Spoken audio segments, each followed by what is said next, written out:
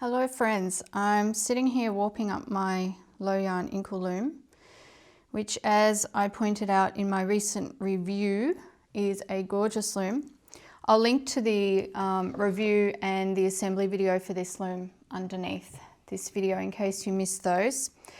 But when you are first starting out warping any loom, doesn't matter what it is, it requires a lot of concentration. Like, you have to really focus. You're still learning the steps. It doesn't necessarily feel intuitive, but once you have a fair amount of practice, like years of practice, I don't know, it may happen faster than that for you, but once you've had that amount of practice, then it does become very intuitive. And even though you're following, like for example, I'm following a color chart here for the design that I've made, but it's easy for me to follow that, warp the loom and chat at the same time. And so once you get to that point, the warping time that you spend becomes a really good time for thinking. And so I found myself sitting here warping the loom and thinking all kinds of things, and thinking that I wanted to share something with you today that I think is really important.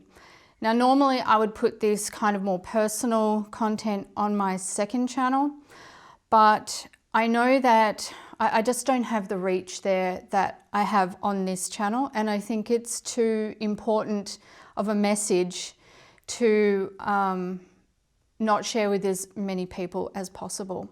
So my message today is about getting help, and I'm going to explain a little bit what I'm talking about.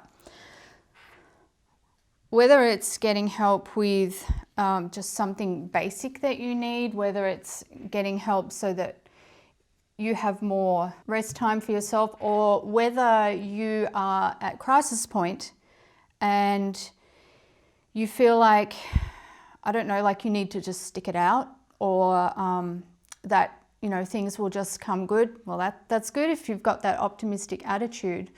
But I'll tell you where I was a couple of years ago. I was in a really, really bad place, and I didn't know what to do, and all kinds of things were happening to me that had never happened before, physically and mentally.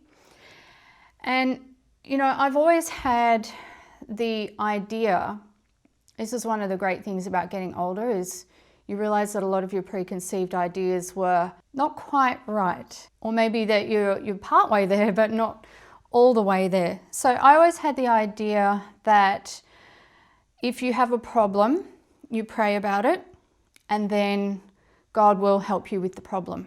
And that's true to some degree, that any problem you have, you need to pray about it, and God will help you, but He won't necessarily help you in the way that you think.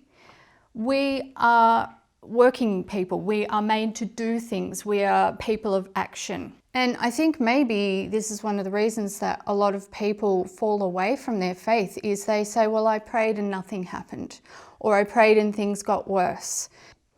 But what really happened is you prayed about it and then you gave up quickly, or you thought that you were going to get this, but you actually got the other thing instead. But because you were looking for that thing, that was the thing that you wanted, God gave you something else, but you didn't notice because you were one-track minded towards what you thought the solution was. God will always help us with prayer, but He might not help you in the way that you think He will. That doesn't mean that you give up and just don't do it anymore. I have a really sad actually, an example of what I'm talking about here. Recently in Australia, there was some sort of religious group, and they weren't like a properly formed or organised church or anything like that. There was a little girl, a daughter of one of the members of this group, and she had diabetes, and she had been on medication for many years. I think she was about 8 years old, and she'd been taking the medication which had been controlling her diabetes and keeping her healthy. And then the parents of the girl got the idea that if they prayed, God would heal their daughter of this disease. And so they took the very drastic step of ceasing the little girl's medication completely. And many of the group members were involved with this. They really believed that the little girl would be healed. Unfortunately, she died. And a lot of those people are now in jail. So what went wrong? Well, what went wrong in that situation was a lack of reason, for one thing, but also God had already answered their prayers through modern medicine. The little girl had everything that she needed to be healthy.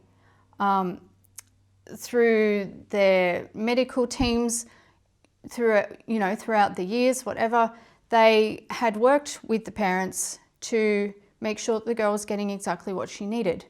And that is an answer to prayer as well. If you're praying for somebody's health, it's not just they're going to be granted health, kazoom, just like that.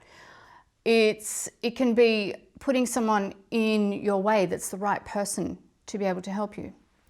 So this brings me to my point, which is you can't necessarily do everything on your own. If you're struggling, if you're having a hard time, like I was a couple of years ago, and I didn't know what to do, and I didn't know what was wrong with me. What was happening, if you haven't heard me talk about it before, because I haven't talked about it a whole lot, what was happening is I live with Hashimoto's disease. I was entering perimenopause, and the two colliding together was just like a train wreck. It's like everything that could have gone wrong with my physical and mental health did. And it was a disaster. So what has made the difference for me that I can now sit here and talk to you about it, because I certainly didn't talk to anyone about it for a long time. When these things happen to you, especially mentally, when things happen to you, you don't want to tell everyone about it. It's embarrassing to admit that you were not acting yourself, that you weren't reasonable, that things were happening to you that you couldn't control. So what has brought me to this point, nearly 2 years later, and a lot of research and appointments and all of that stuff that are still ongoing. But it all started with someone who cares for me saying to not give up, to keep searching until I found what was going to help me. That person was my husband. He used to work in the medical field, and so he is really, really good at advocating for people. He has always had the idea that you don't just have to live with something. There are things that you can do, and you have to look and find. So we started looking. We started going to doctors. Most of them didn't help because they were not understanding, not looking in the right places. And, if I'm to be honest, not caring, because you're just another patient. Not all doctors are like that, thankfully. So what I did is I went back to a doctor who I used to see many years ago, and she actually diagnosed my Hashimoto's. I hadn't seen her for 10 years or something like that. She's in the city and I'm no longer in the city. So it was a long way to go to have a doctor's appointment, but it was so worth it because I had a long appointment with her, and she was the first person to sit and listen to me and start to hatch out a plan. Now, when I saw her, I was at rock bottom, and she could see that, and she cared. The main thing is that she just listened so that I could tell her everything that was happening, and she could see that I was in a state of distress. So we started trying things. Some things didn't work, some things made it worse, but she was always at my back, walking me through new things that we were trying, whatever. Ultimately, for me, the game changer has been hormone replacement therapy. Something I never wanted to do, something that, I never wanted to have menopause affect me in the way that it has. I never thought that it would. I never talked to my own mother about it, and she passed away when she was in her 50s. So I don't have anyone to kind of say, did these things happen to you? Did you find that you were a completely changed person, that your life turned upside down when you entered the stage of menopause?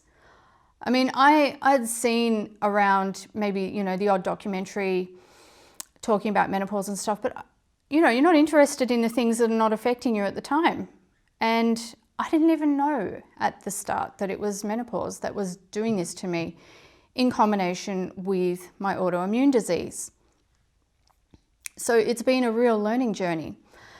The hormone replacement therapy has been the catalyst for change because it allowed me to get on top of my mental health, which at this stage is still a work in progress, but it's incredibly, incredibly better than it was a couple of years ago, when I just wanted to be gone, if you know what I mean. And so getting that under control, or to a much better place, has allowed me to work on every other area of my life that needed work, that was out of control. But you can't really work on things like your physical condition if your mental condition's not right. You just can't. You don't have, it's not there. You don't have it, the will to do it, the energy to do it, anything. So this video is for you. If you are in that situation, if you are desperate, if you're in a state of crisis like I was, I want you to not give up on yourself. I want you to try to find the right people to help you. And that's going to take some work, because honestly, it is hard to find people who actually care. It is really hard. If you don't have family support, I'm so blessed because I have my husband, my children, who do genuinely care about me and love me. And they're my support network. So blessed to have them. I know a lot of people don't have that. If you don't have that, it's okay, you can still get help. So first, you've always got God. Don't give up praying. Prayers are never wasted. Those prayers might lead you to the right person, as I believe they did with me. That person can then pass you on to other people, other ideas, other treatments. Now, I've talked about how HRT worked for me and is working for me. It hasn't cured me of anything. It's helped me immensely.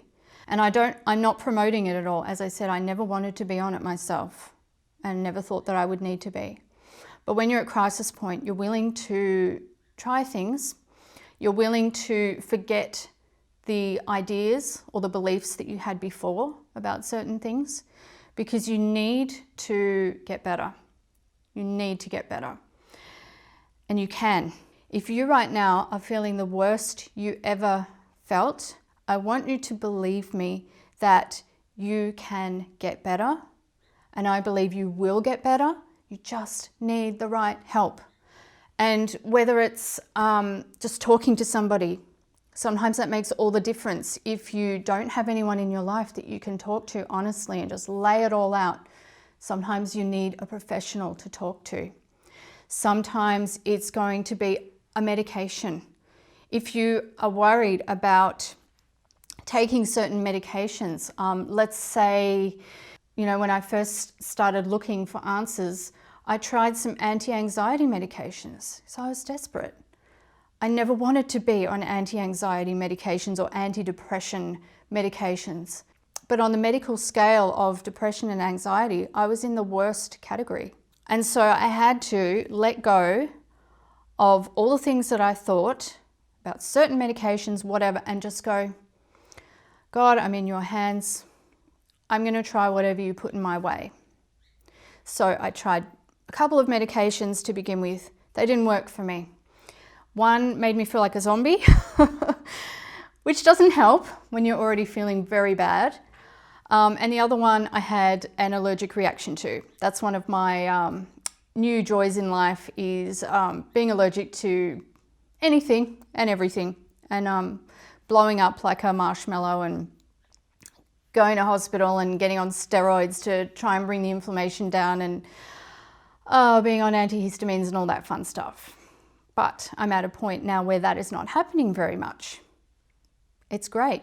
I'm at a point now where, as I said, I'm working on every area of my life, because the areas that were worst have improved to the point where I'm able to do that, because I have the energy to do that now. I have the mental capacity to do that now. Physically, I'm working out every day, I'm getting stronger. But when you're at crisis point, you've got to start at the beginning. So start at the very beginning. What is that? It's to get help. It's to get help. Don't try to do it on your own. If you don't find the right person right away, it's okay. That's not very likely to happen. If you find the right person to help you right away, that's a rare case. You need to keep looking. Don't give up on yourself. You can be better. You will be better. Trust me, I've been through it all. I'm blessed to be sitting here today to tell you all about it. And I want very much for you to also experience a healing, whatever that looks like for you, but something better than where you are right now. And you know, I don't like talking about this kind of thing. I don't like sharing really personal stuff, and I don't usually do it. But if it helps someone, and I think it will help more than one person, if it helps you, then it's absolutely worth it. I want you to comment down below, contact me via private email, whatever it is, with questions. If you're struggling and you need to tell someone, if you feel like you can't go on and you need to tell someone, send me a message. I will listen. I'll offer advice if I can, and I'll encourage you, and I'll pray for you. So I think that's all I wanted to say today. It is a very emotional topic, but I guess the more we talk about these kind of things, the more people are going to say, well, yes, I really need somebody else to step in now, because I'm not doing well myself, and I haven't been doing well for some time, and my life's spiraling out of control. So this message is for you, and sunny days are ahead. I believe it.